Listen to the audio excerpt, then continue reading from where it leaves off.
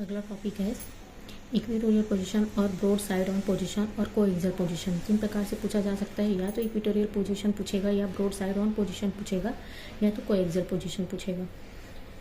The line passing through centre of dipole, किसी centre of dipole के थ्रू अगर कोई लाइन पास होता है and perpendicular to axis of a dipole, और उस डायपोल के एक्सिस के परपेंडिकुलर हो, इज कॉल्ड इक्वेटोरियल लाइन और कोएक्सियल लाइन। तब उस लाइन को हम क्या कहते हैं, इक्वेटोरियल लाइन कहते हैं या कोएक्सियल लाइन कहते हैं।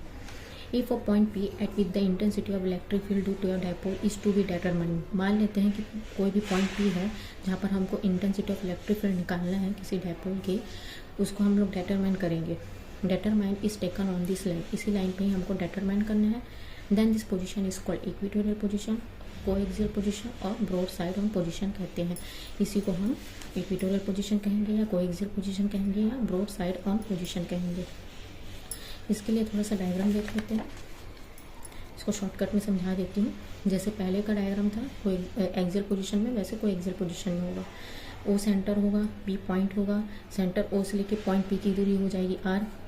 दो चार्जेस हैं, एक है A, दूसरा है B, एक है पॉजिटिव क्यू चार्ज, एक नेगेटिव क्यू चार्ज। O से लेके B की दूरी है L, O से लेके A की दूरी L, और दोनों L को मिलाएंगे तो 2L मिलेगा।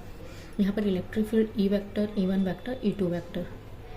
यहाँ पर चार एंगल्स हैं, यहाँ पर एक एंगल है E1 वेक्टर के पास, E2 वेक्टर के पास दूसरा एंगल है, एक है B के पास एंगल और एक है A के पास एंगल थीटा।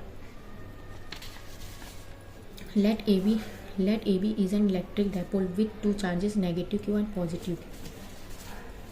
AB जो है वो दो इलेक्ट्रिक डायपोल है, एक है पॉजिटिव क्यू चार्ज और दूसरा है negative Q charge.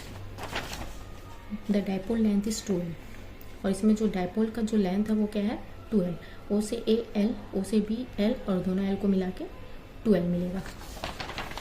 Take a point P at a distance R at with the intensity of electric field is to be determined. मान लेते हैं पॉइंट P से O का डिस्टेंस, O जो है वो सेंटर है, O से लेके पॉइंट P का डिस्टेंस जो है वो R है।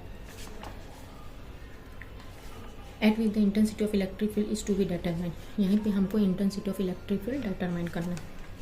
Which is placed in a medium of dielectric constant K, जिसका डाइलेक्ट्रिक कांस्टेंट क्या हो जाएगा, K हो जाएगा। Now start. The intensity of electric field at point P due to positive Q charge will be, एक बार intensity of electric field निकालेंगे किसी पॉइंट P पे पॉजिटिव क्यू चार्ज के लिए, और एक बार इंटेंसिटी ऑफ इलेक्ट्रिक फील्ड निकालेंगे पॉइंट P पे एक बार नेगेटिव क्यू चार्ज के लिए। इसका इक्वेशन हो जाएगा E1 = 1/4πε0 K into Q upon AP square along AP vector, where K is dielectric medium of constant, जहाँ पर K जो है वो डाइलेक्ट्रिक कांस्टेंट मीडियम है। अगला same. Similarly, the intensity at point P due to negative Q charge will be, negative Q charge के लिए equation हो जाएगा E2 = 1/4πε0 K into Q upon BP square along BP vector. By geometry को मैंने पहले explain कर दिया था। ज्योमेट्री से हम देख सकते हैं AP बराबर है BP के, AP equals to BP, AP equals to BP, मतलब ये वाली लाइन और ये वाली लाइन दोनों आपस में बराबर है। Hence E1 vector and E2 vector will be equal in magnitude and angle between them will be 2 theta, क्योंकि E1 vector और E2 vector दोनों इक्वल है। E1 vector और E2 vector दोनों का डायरेक्शन अलग अलग है लेकिन दोनों इक्वल है, तो इसका एंगल क्या हो जाएगा 2 थीटा हो जाएगा। ये वाला थीटा और ये वाला थीटा दोनों मिला के 2 theta.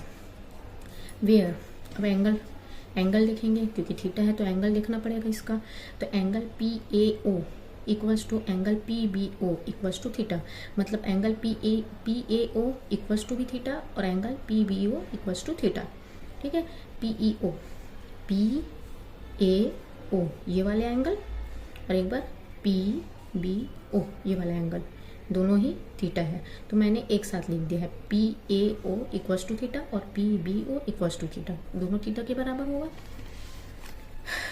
E1 vector and E2 vector can be resolved into two rectangular parts at point P।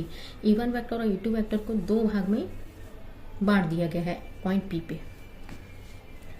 The components, और आपको अच्छे से पता है कि साइन थीटा किसके लिए होता है और कॉस थीटा किसके लिए होता है। साइन थीटा परपेंडिकुलर के लिए होता है और कॉस थीटा जो होता है वो हॉरिजेंटल के लिए होता है। The components E1 sin theta and E2 sin theta perpendicular cancel each other. यहाँ पर E1 sin थीटा और E2 sin थीटा क्योंकि दोनों परपेंडिकुलर है, दोनों का डायरेक्शन अलग अलग है, सेम तो है लेकिन दोनों डायरेक्शन अलग अलग है, तो एक दूसरे को ये कैंसल आउट कर देंगे as they are in opposite direction, क्योंकि इनके डायरेक्शन अलग अलग है। Okay, but the components E1 cos theta and E2 cos theta parallel to AB are directed along the same direction PE vector। लेकिन E1 cos theta और E2 cos theta जो है वो हॉरिजॉन्टल लाइन है और पैरेलल है AB के और सेम डायरेक्शन है, इसलिए ये कैंसल आउट नहीं होगा। Therefore magnitude of resultant electric field intensity at point P will be, तो इसका resultant electric field intensity point P पे होगा E equals to 2E1 cos theta. 2E1 cos theta कैसे होगा, यहाँ शॉर्ट फॉर्म में मैंने सॉल्व कर दिया है।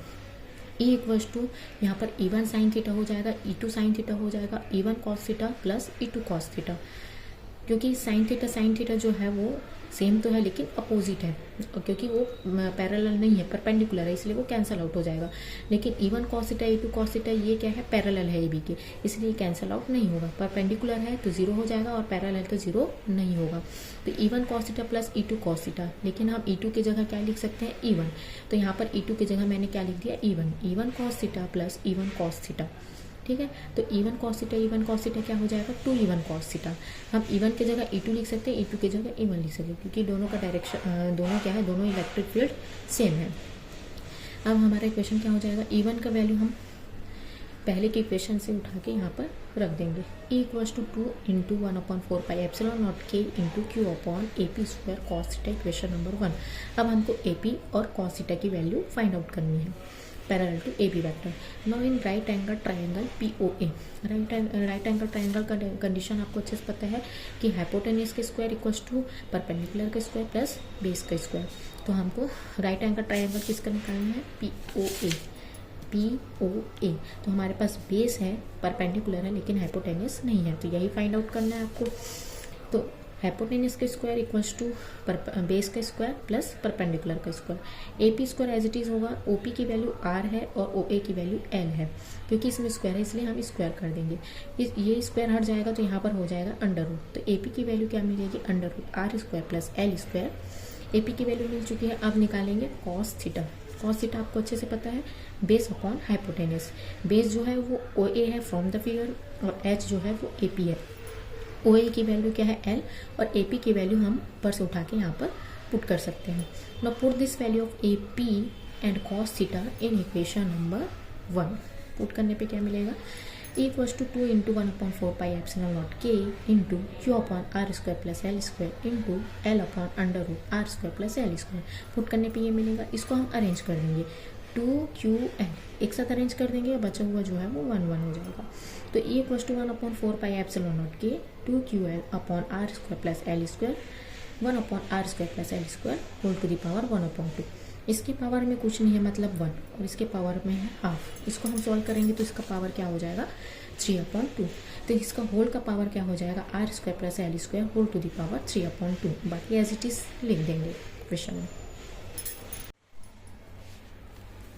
बट हमको अच्छे से पता है, पहले से पढ़ चुके हैं, P equals to 2QL electric dipole moment, तो 2QL की जगह हम क्या कर देंगे, P कर देंगे। E equals to 1/4 pi epsilon naught K into P R square plus L square whole to the power 3/2 newton पर कूलम, इक्वेशन नंबर 2।